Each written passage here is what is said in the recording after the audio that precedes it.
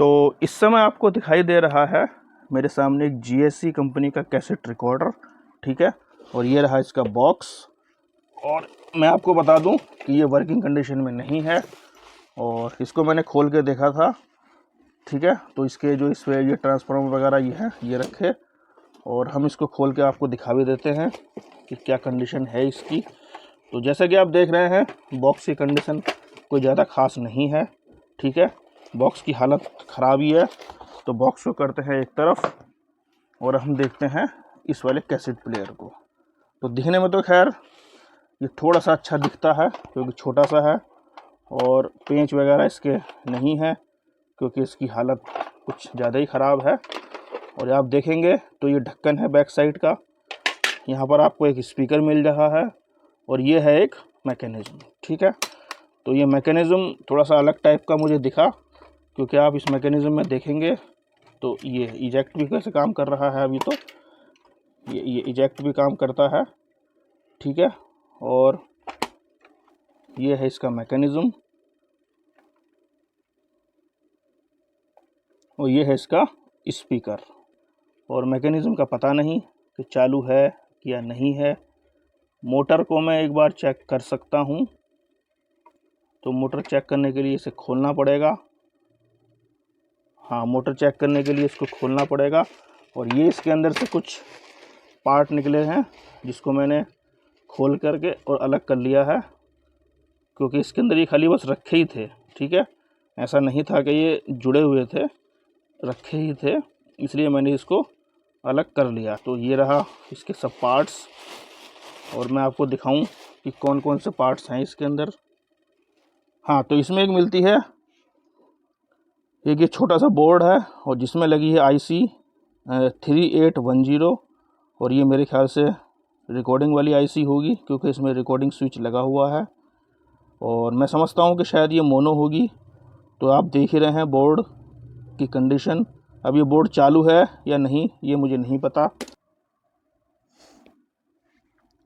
तो ये है इसका ट्रांसफार्मर और ट्रांसफार्मर जैसे कि आप देख रहे हैं शायद ये कॉपर में है। तो इसको मैं चेक कर लूँगा कि ये चालू है या नहीं है।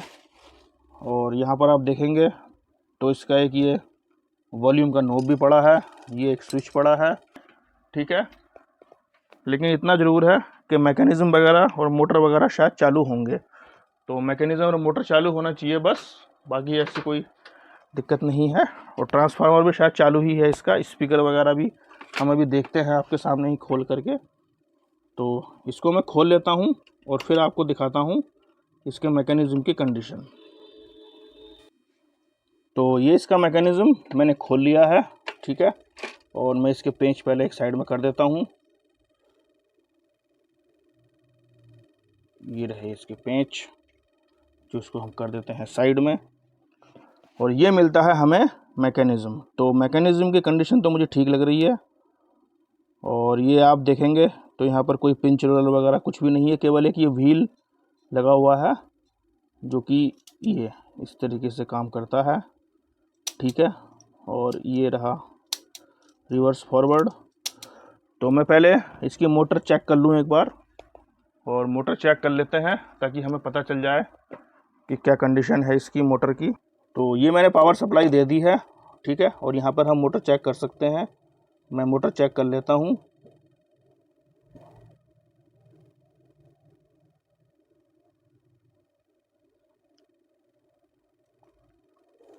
और मैं आपको बताऊं मोटर चालू है इसकी, आप देख भी सकते हैं, मैं आपको दिखा देता हूं। ये है ये,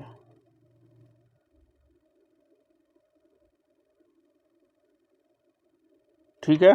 तो ये मोटर चालू है। और मोटर के बारे में मैं आपको बता दूं थोड़ा सा कि ये मोटर कौन सी है और किस कंपनी की है। तो ये मोटर मिलती है आपको जगमिनी कंपनी की मोटर है ये, और 9 वोल्ट की है और 2400 RPM है इसके, ठीक है। जगमिनी माइक्रो मोटर्स लिमिटेड, ठीक, 2400 RPM की मोटर है ये जगमिनी कंपनी की। और ये रहा मैकेनिज़्म। तो मैकेनिज़्म में लगा हुआ है कि पिंच रोलर, ठीक है। तो इसमें केवल ये एक व्हील लगा हुआ है बस, बाकी और कुछ नहीं है। और ये रहा इसका मोनो हेड, ये मोनो हेड है, ये इरेज हेड है, ठीक है। तो आप देखेंगे ये इरेज हेड है, ये मोनो हेड है, और ये रहा इसका प्ले, ठीक है। तो प्ले, सारे स्विच तो काम कर रहे हैं, ये सारे स्विच वगैरह प्ले स्टॉप फॉरवर्ड ये सब काम कर रहे हैं, ठीक है। ये इजेक्ट का है, ये काम कर रहा है, लेकिन ये जब प्ले होता है तब ये काम नहीं करता है, ठीक है। प्ले के टाइम ये नहीं दबेगा, जब आप इसको स्टॉप करेंगे तब ये काम करता है, ठीक है। तो सही बात है ये तो। और ये प्ले, तो आइए इसका करते हैं मैकेनिज़्म चेक। तो देखते हैं क्या कंडीशन है इसके मैकेनिज़्म की। तो सबसे पहले हमने दबाया प्ले, और प्ले के बाद ये जो बड़ा वाला फ्लाई व्हील है इसको हम घुमाते हैं, तो ये रोलर तो चल रहा है, ठीक है। ये नहीं चल रहा है, तो ये शायद तब चलेगा जब यहाँ पर बेल्ट वगैरह लगेगी। हाँ, मैं इसको देख लेता हूँ एक बार। हाँ, इसमें ना मैं आपको बताऊँ एक चीज़, इसमें यहाँ पर एक शायद गियर लगता है, इधर यहाँ पर एक गियर लगता है, और जो मिस है इस समय गियर, जिसकी वजह से ये प्ले फॉरवर्ड और स्टॉप शायद नहीं हो रहा है, ठीक है। तो यहाँ पर एक गियर लगाना पड़ेगा। हाँ, मैं समझ गया, यहाँ पर एक गियर ही लगाना पड़ेगा, क्योंकि जो गियर है वो इधर इसको भी चलाएगा और साथ में इससे भी चलेगा वो, ठीक है। तो यहाँ पर एक गियर लगेगा, यहाँ पर एक गियर मिस है, जो कंडीशन है मैंने आपको बता दी। और ये है हमारा मैकेनिज़्म वैसे साफ़ सुथरी कंडीशन में है, बस एक गियर इसका जो है वो मिस है। मोटर चालू है। तो अब हम बात करते हैं इसकी पूरी कंडीशन की, ठीक है। तो सबसे पहले मैकेनिज़्म, जिसमें एक गियर मिस है, ठीक है। ये गियर यहाँ पर लगाना पड़ेगा आपको, और यहाँ पर एक ये 9 वोल्ट की मोटर मिलती है, मोटर चालू है, मोटर में कोई दिक्कत नहीं, ठीक। तो इसको करते हैं हम साइड में, और उसके बाद फिर ये देखते हैं बोर्ड, और ये बोर्ड है, ये मोनो टाइप का बोर्ड है, 3810 इसमें आईसी लगी हुई है, ठीक है। मोनो बोर्ड है, ये रिकॉर्डिंग वाली आईसी लगी होगी इसके अंदर। ये मिलता है एक ट्रांसफार्मर जो कि है 9 वोल्ट का, और ये ट्रांसफार्मर चालू है, मैंने चेक कर लिया है, ठीक है। ये वर्किंग कंडीशन में है। उसके बाद मिलता है इसकी ये कैबिनेट, और यहाँ पर आपको मिलता है एक स्पीकर बोस कंपनी का। तो ये रहा इसका स्पीकर, और स्पीकर मैं समझ रहा हूँ कि स्पीकर शायद अच्छी कंडीशन में है ये, और ये स्पीकर नया बनवाया गया है, ठीक है। तो शायद ये मैंने ही बनवाया था, मुझे ध्यान नहीं रहा अब, और ये स्पीकर मैंने ठीक करवा लिया है। फ़िलहाल ये स्पीकर चालू कंडीशन में है, इसमें कोई दिक्कत वाली बात नहीं है।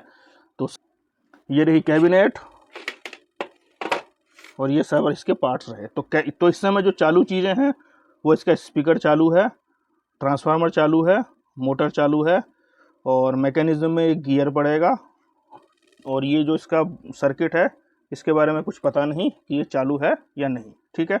तो ये सब मैं दोबारा से असेंबल करके और फिर आपको दे दूंगा, और इसकी कीमत रहने वाली है केवल और केवल 400 रुपये। 400 रुपये में आपको ये सब आइटम मिल जाएंगे, ठीक है। शिपिंग चार्ज आपको अलग से देना पड़ेगा। तो चाहिए हो तो मुझे मैसेज कर सकते हैं। मिलते हैं फिर किसी नेक्स्ट वीडियो में, तब तक के लिए गुड बाय।